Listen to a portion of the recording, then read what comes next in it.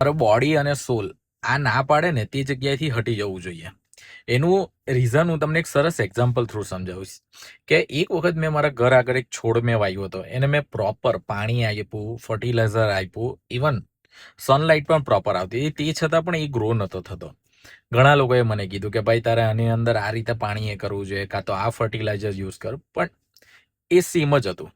તો મેં શું કર્યું કે એ છોડને લઈને છે ને બીજી જગ્યાએ વાવી દીધો, અને એ વાવ્યો ને તેના 2 કે 3 જ દિવસની અંદર એ ફરીથી મસ્ત ગ્રો થવા માંડ્યો. એના પર નાના નાના પાન આવવા માંડ્યા ને બધું સરસ થઈ ગયું.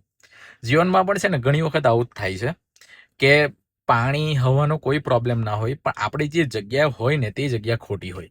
બસ ખાલી જગ્યા જ ચેન્જ કરવાની જરૂર હોય. એની અંદર કોઈને દોષ આપવાની જરૂર નથી, ખાલી એ જગ્યા અને એ સમય. તો બસ તમે જગ્યા ચેન્જ કરો, ફરીથી તમે મતલબ કે તમારા જીવનની અંદર ફરીથી ગ્રીનરી આવી જાય. આ એક વસ્તુ બહુ સરળ અને સિમ્પલ છે જે સમજવું જોઈએ. ઓમ નમો નારાયણ.